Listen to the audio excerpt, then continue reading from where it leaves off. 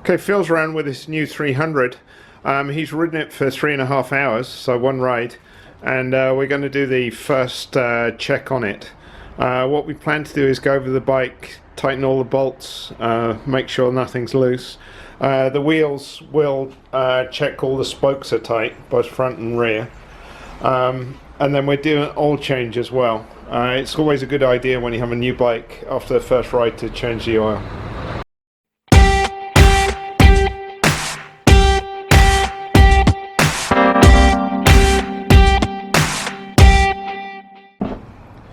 So we've warmed the bike up, and we're going to be changing the oil. So remove the drain plug first.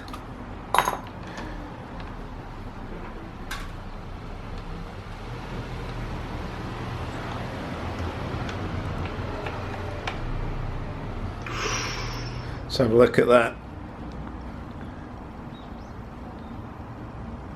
So yeah, it's got quite a bit of debris, so it's a really good idea to change the oil after the first ride and clean all the debris off the magnetic plug.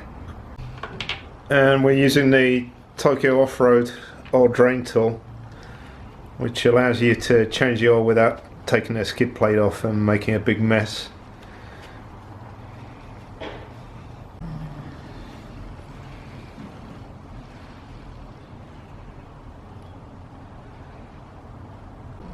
Then to speed up the draining, you can remove the oil filler cap.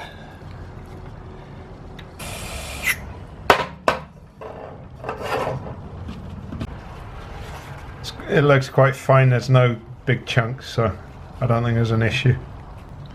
Yeah, it looks quite normal. Yeah, nothing big in there.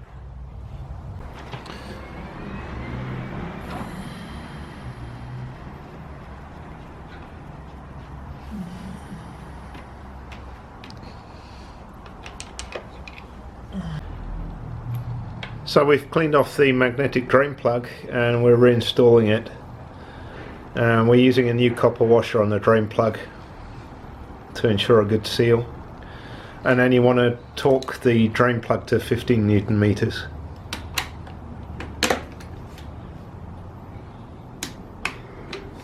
And then a new oil, you need 800 milliliters.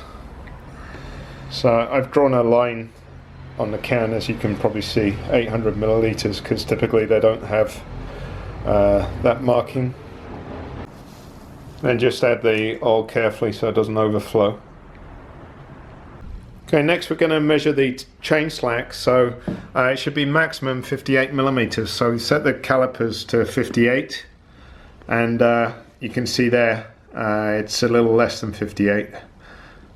So next we'll set the calipers to 55 and remeasure. So this is the minimum measurement now, and you can see it's a little bit more than 55, so it's set just right, so we don't need to adjust it. So next we're going over the bike, checking all the bolts. So we've got an 8mm socket on. We check the silencer, all the panel bolts, and basically just go over the whole bike, check it, everything is not loose. Next we're going to check the spoke torques on both the front and rear wheels. I'm using a torque wrench set 5.4 Newton meters, and it's a really good idea to check the spokes, and you can see these are all pretty loose. As they're loose, I'm going to go around how I normally do it to tighten a loose wheel. So I'm going to start there and then skip 2 and tighten that one, skip 2. I'm just going to do about a quarter of a turn because they all seem fairly loose.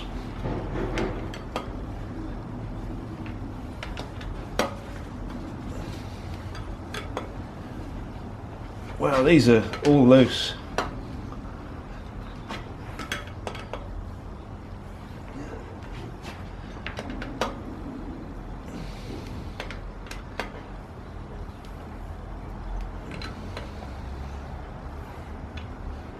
And then once you've gone around once, you can go to the next spoke and tighten that and skip 2 again. You keep doing that until you've done all of the spokes. And you don't want to tighten them too much in one go because it can pull the wheel out of true. So I think about a quarter of a turn is good. Maybe max half a turn, but you don't want to go any more than that. Okay, I've gone around twice, skipping out 2 spokes, and they're all pretty close now. So I'm just going to go around in order now and check that all the spokes are to torque.